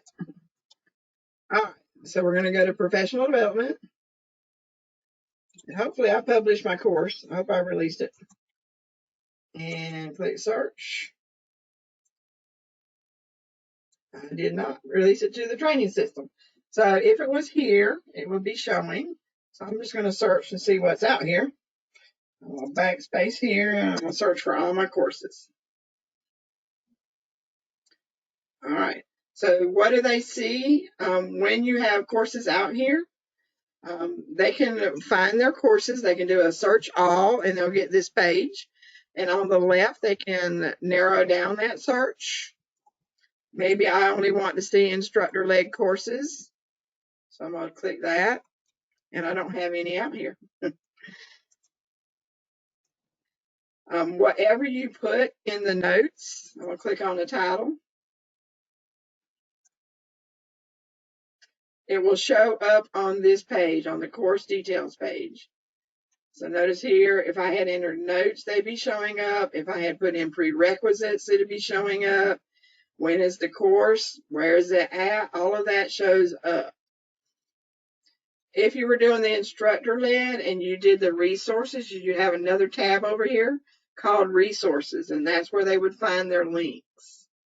Since this is self-paced, they see a start button. If it was instructor-led, you would then go to your section that would be below, and you would click register for your section. We did that earlier. Under the My Courses tab, if you recommended training, it would show up here. So here's one that's been recommended. If it's been required, it would show up in this channel, required training. If I had selected courses to take, it would show up under My Courses. And the reason you want the credits to be in place for this is for the My transcript. So here is a My transcript. I've completed this PD learning. I have links in here to look at the course information again, the section information again. I didn't have any surveys to take. I have a certificate on this course, and it shows me as completed, and it shows how many credits I've earned. And this is general. So for you administrators out there, just for you to know, if I want you to approve this to be digital learning competencies, and you approve that, how do you get it to show on my NCEES transcript? Well, anybody with district administrator rights will have an edit button on this line, and they can come out here and edit the general and make it say DLCs. So just for your knowledge, there is a help guide out there for your district administrators if you want to assign somebody to do that. The other area I wanted you to show was how principals and administrators can see transcripts. So the way they see it is site administrators, and that's usually your head principals, Sometimes assistant principals, if they've been given site admin access, they would click on System Administration. They would go to Staff Dashboards. Currently in the live site, the search by staff is broken. It will be fixed by the end of the month, but you still have Browse Staff by Site. So you just click your site. Your group of teachers will show up. You click on a teacher, and then over on the left, the information changed. I have individual information for this teacher. I can see their learning opportunities that they've signed up for. Have they completed it? And here's one that's pending completion. Can I see their transcript? Yes. Next button over, and I can see their transcript right there. I can also actually navigate to the transcript from here. This is the only area that principals can navigate to a transcript. That's just a good place for you to do that. If you're a district administrator, you can also use system administration and then user. Oh, this person's not a district administrator. You'll see user accounts, and then once the user accounts are loaded, you'll see all the staff in your district. There's a little drop down arrow next to their name, and you can select to show just what we looked at right then, the courses and the transcripts. All right, we have about 7 more minutes, so let's go back to our slides. Kathy, can you think of anything we need to cover, or do you guys have any questions out there before we talk about planning ahead? I just really want to encourage everyone that I love the detail, Cammie, that you have really gone through everything so thoroughly, but that this is a very easy system to navigate. I think they're really going to enjoy NCEES. We're here to help you and to be available to help you after this session today to make sure that you did receive your CEU credits. But then also, Cammie, I know she is just so helpful across the state. I sometimes don't see how she does everything that she does each and every day. But just please know that we're here to assist you to assist you with office hours. So let us know how we can help you, because we're here to serve you. Yep. So when you're going back to your districts, think about the goals that you want to do. What kind of credits do you want to show out here? If you want to use NCEES to show all your credits, this is a good place to have this discussion with your PD team. And then what kind of opportunities are you going to take moving forward? What are your next steps? Who makes up your team? Are you meeting with principals and directors, curriculum and instruction, or instructional coaches? And then how will you manage that professional development? Kathy's really good at this. She created that Google form. You can make a copy of it and use it yourself. Are you going to use an Excel spreadsheet or maybe an online app or another way to keep up with your course catalog? There are reports that we'll touch on in part 2, but I'm also going to include a link for PD reporting in ad hoc, which your district administrators can do. I'll have that link in part 2. Sean Vayer with NCEES, he's my NCEES guru. He did a good webinar on creating PD reports. All right, so remember that any DPI course you see out there is free for your district to take. Anything you set up, you can be free as well. So I'll remember, and then they can do the self-paced DPI courses at their own level and their own time and complete, and the system will complete them. We do have an issue with Moodle not always completing. The vendor is very aware. I do have a script fix I can run. So if you got any teacher saying, I completed my course 24 hours ago and I don't have my certificate, just email me and I'll make sure to run that script fix if I haven't already for the day. Here's our Google site that Kim Simmons has set up. It's amazing. So go out there and check it out. We have beginning of year orientation that was brand new this year, and she did an awesome job with that. You have links for your guides and for the teachers, principals, support staff. We have links out there for upcoming webinars. We have another new AP webinar coming up at the end of the month. So it's next to the last session, I believe, for them that Kim runs as well. So go check out the links out there. And then, of course, we're finishing up part 1 today. And we'll have part 2 May 12th and May 14th, repeating sessions. And again, this is for administrators. It's fine if your teachers are learning to be administrators. Anybody can join a webinar. We want you to learn all that you can learn. And here is Kathy and I's contact information on this screen as well. Do register for this course if you're attending part 2. You'll already have that done. And then here's a link to my NCEES office hours. We were doing just Wednesdays and Fridays, but I've added Monday to that this week because we are getting a lot of end of year questions, and I'm happy to set up a call with you. If you're a charter and you're just starting to use this, if you're an LEA and you're just starting to use this and you want some additional one-on-one time, these are 30 minutes, but you can sign up for 2 or more. But we'll start with 30 minutes, and if it needs to extend, we'll get it extended for you. And if none of those dates and times meet your needs, just let me know and we'll work something out. And there's everybody's contact information. Kim Simmons is awesome answering any policy questions you have about NCEES and what's going on with our evaluations and PDPs. And Kathy, she is awesome. She will help you out with PD in the system. She is located in the Southeast region, but I know she's happy to help anybody that wants to set this up. All right, so do we have any additional questions?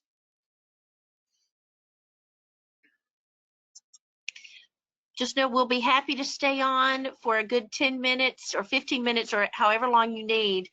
We can unmute and answer any questions. So please feel free to stay on with us. We'll be here. Yep, so we'll probably stop the recording in about 3 minutes. So if you have any additional questions you want to be on the recording, go ahead and get those in, but go ahead and get any additional questions in, and we'll stop the recording, but Kathy and I will stay on to help you as needed.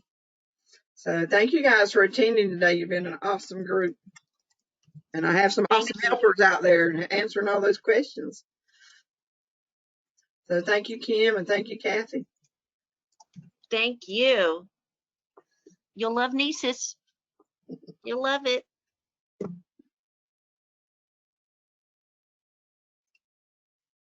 Okay. All right, you all go have a good afternoon. I'm going to stop the recording, and we'll stay on with everybody else. Okay.